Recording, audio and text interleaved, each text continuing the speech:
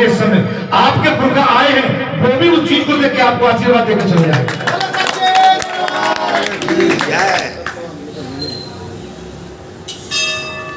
आपके पुरखा आपके घर में बैठे हैं, महाराज उठाइए। अरे ये तो पुरानी बात है भाई। अच्छा ऐसा कड़वा दिन क्या हो गया, आप रोटी नहीं खा रहे क्या? अगर कड़वा दिन है तो आपने प्रसाद पर खीर पूरी क्यों खाई? वो तो कड़वा है ना भाई। सही है। जी चंगा तू कटौती में गंगा। मैंने ये कोई प्रमाण के साथ बात करी है, मैं हवाइयों में नहीं उड़ा रहा हूं। आप कोई नई चीज वस्तु लेंगे तो आपके पुरखा भी उसको देख के आनंदित होंगे और वो आशीर्वाद देके चले जाएंगे कि खूब खरीदो और खूब अच्छा अच्छा काम करो।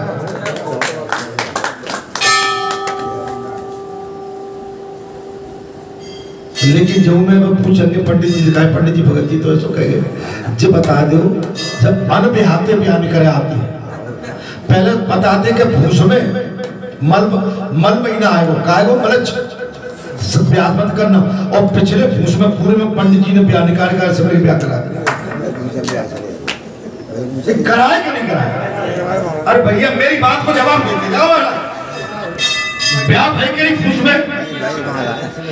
में ब्याह भय के नहीं भाई आते तो फिर कड़वे दिनों में है क्या? कड़वे दिन क्यों कहते हो? ये तो मीठे दिन है, जब मैं जो खरीद लो तो खरीद लो और खरीद के देखो तुम्हें आनंद आता कि नहीं, मैं गारंटी देता हूँ।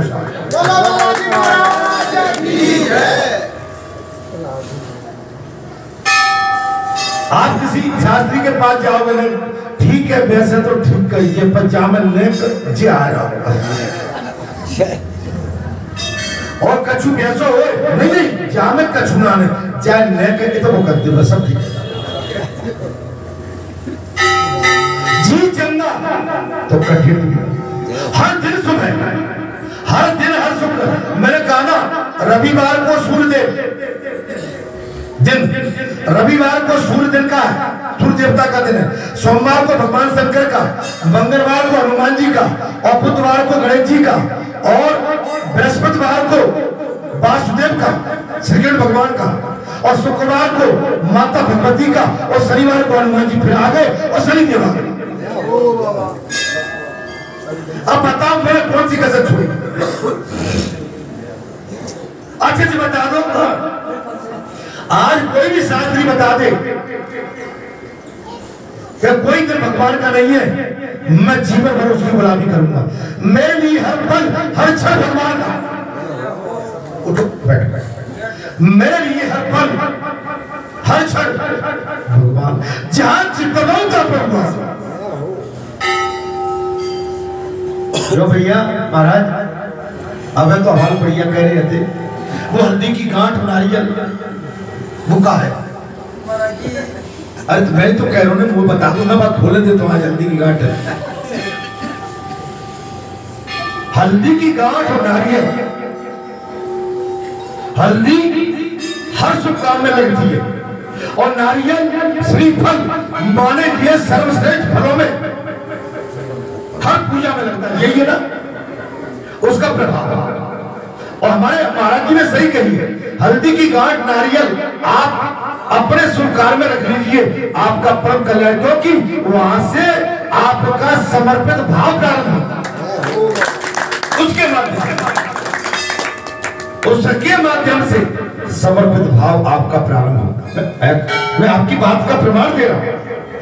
मैं हल्दी का मतलब है कि हल्दी पवित्र है, शुभ है, और नारियल पवित्र है। नारियल हर पूजा में लगता है और हर देवता को लगता है और पितरों को लगता है। उसके अंदर पवित्र जल की धारा।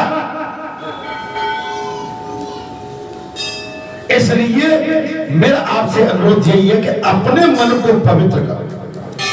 कोई कड़वा दिन नहीं, सब शुभ दिन है। हाँ 15 दिन आप अपने पूर्वजों की आहुति देते रहे, भूले में से जिनको हम नहीं जानते।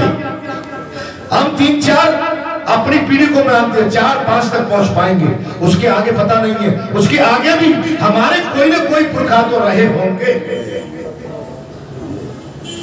चलिए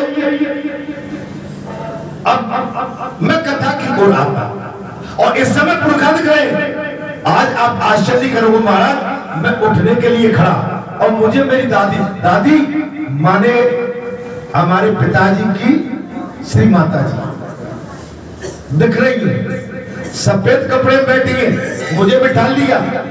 मैं पहुंचा उनको लेने के लिए, बोले बेटा तू अबे जा, अबे बैसाख को महीना लगेगा, एक ब्याह और आ रहा हूं मैं करके आप फिर लेंगे।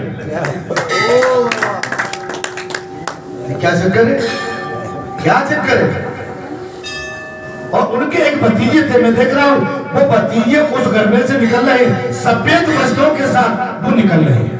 आपके पुरखा आपके घर में घूम रहे हैं। मेरी बात को मानिए और ब्रह्मचर्य का पालन करिए, ब्रह्मचर्य को खंडित मत कर देना।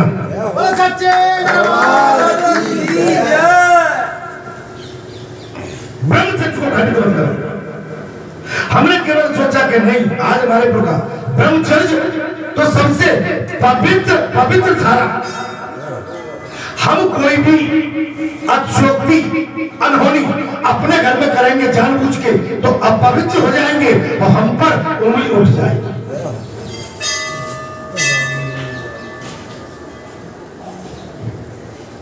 आप ब्रह्मचर्य का पालन करो, आपके चेहरे पर तेज रहेगा, आपके रोम रोम में आनंद की धारा। 4 महीने 5 महीने करके तो देखो, करते हो कि नहीं कर पाते हो, लेकिन करने की कोशिश। इसमें आपके पूरे भादों, वैसे तो आषाढ़ से प्रारंभ, सावन के महीने से आषाढ़ से प्रारंभ हो जाता है व्रत, सावन भाद कुआर और कार्तिक तक, ये 4 मास पवित्रता के माने गए। इनमें आप साधना कर लो, आपका जीवन धन्य हो जाए, आप एनर्जी खो जाएंगे, एनर्जी शक्ति। आप पूरे 8 महीने उस एनर्जी को लेके आप बढ़िया आनंद में आपका जीवन बिताएंगे। कब तब आप ब्रह्मचर्य का पालन करेंगे। समझ में आ रही? साधना अपने आप बोलती, चेहरे पे आपके बच्चे, आपका मुरझाया हुआ चेहरा नहीं दिखेगा, आपके चेहरे पर एकदम तेज दिखेगा। आप जब किसी से बात करेंगे तो आपकी अलग मन एनर्जी बोलेगी, शक्ति बोलेगी। आप कहीं ब्रह्मचर्य खत्म कर दिया तो आप लटपटा जाएंगे। कुछ मैं गलत बोल गया मेरे भाई? ब्रह्मचर्य का पालन करिए। अभी तो नवरात्र आ रहे, दिवाली आ रही है, खिंच गए। आप समझो कि भैया हमें मुझे नहीं पता, नहीं, वो बीमारी जो अपवित्रता में रहता है वो बीमारी। जैसे बुखार की बीमारी है, वैसे ही जिसका ब्रह्मचर्य खंडित हो करती है बार बार, वो भी एक बीमारी।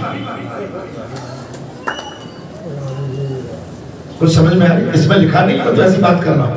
बोल बालाजी महाराज की जय। अब मैं कथा की ओर आता हूं। आज की कथा का प्रसंग है महाराज, न कभी मुस्काने जसंग सहेली ने सो जुझाई।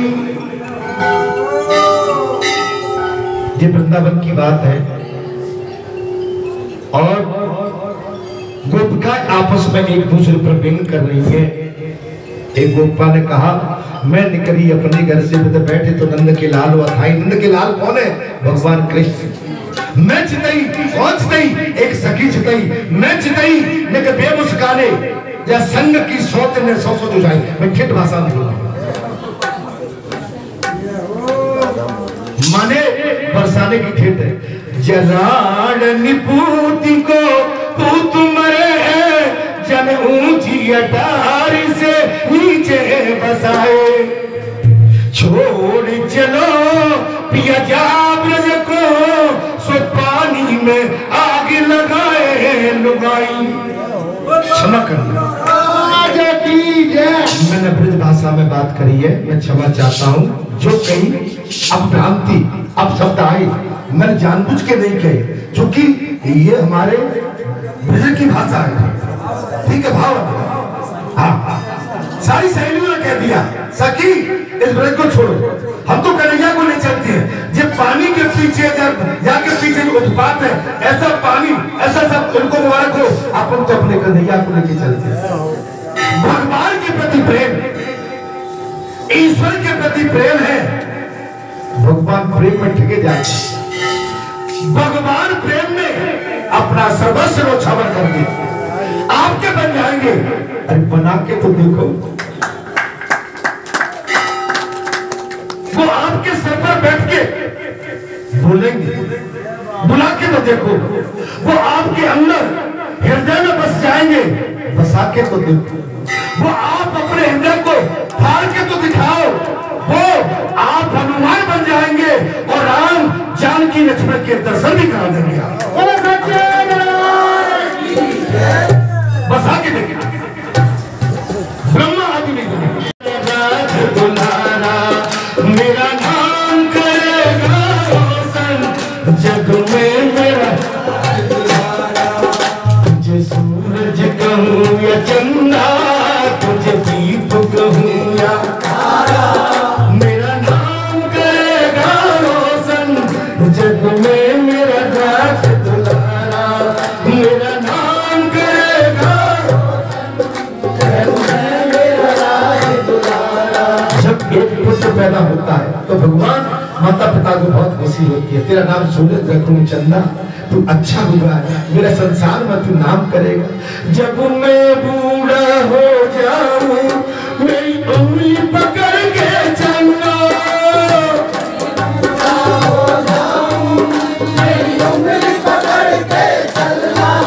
जब मैं बूढ़ा हो जाऊं मेरी उंगली पकड़ के चलना,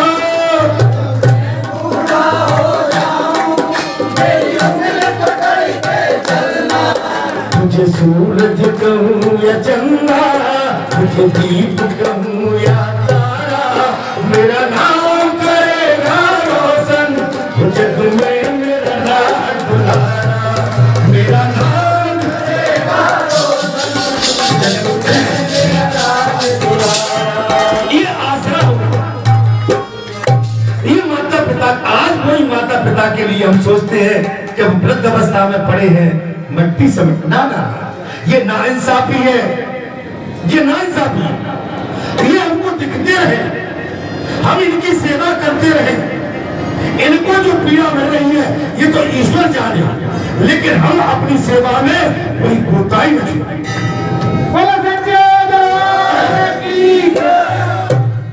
लेकिन ये ऐसा नहीं हो रहा आजकल, मुझे सब जगह का आभास है, ऐसा नहीं हो रहा।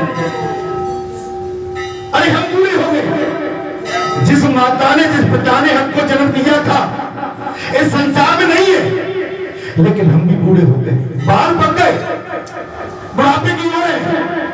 शरीर में जब तक क्षमता है, बैठिए चल रहे हैं, बात कर रहे हैं, उसके बाद तो हमको बैठना ही है ना।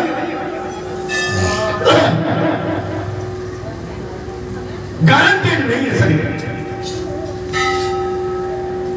ईश्वर पर भरोसा रखिए, ईश्वर से डोर जोड़िए।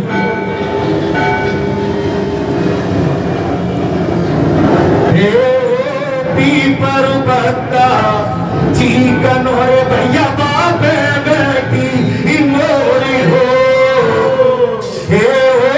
मोरी बिचारी कहा करे भाई राम से लग डोरी के भोला तेरी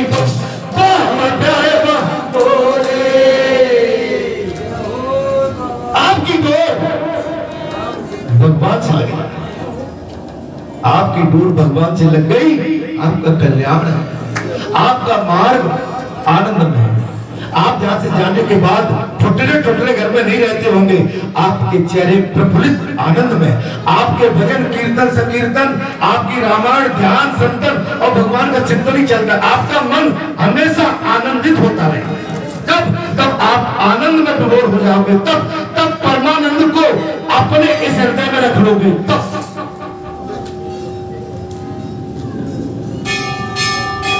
मीरा की तरह प्यार करो भगवान, गोपिकाओं ने प्यार किया।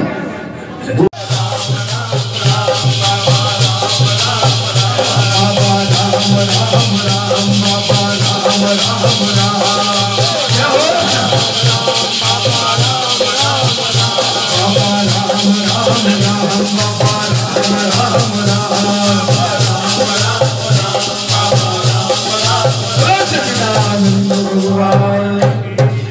अगले मंगलवार को हमारी आपकी फिर पुनः इसी स्थान पर मुलाकात होगी।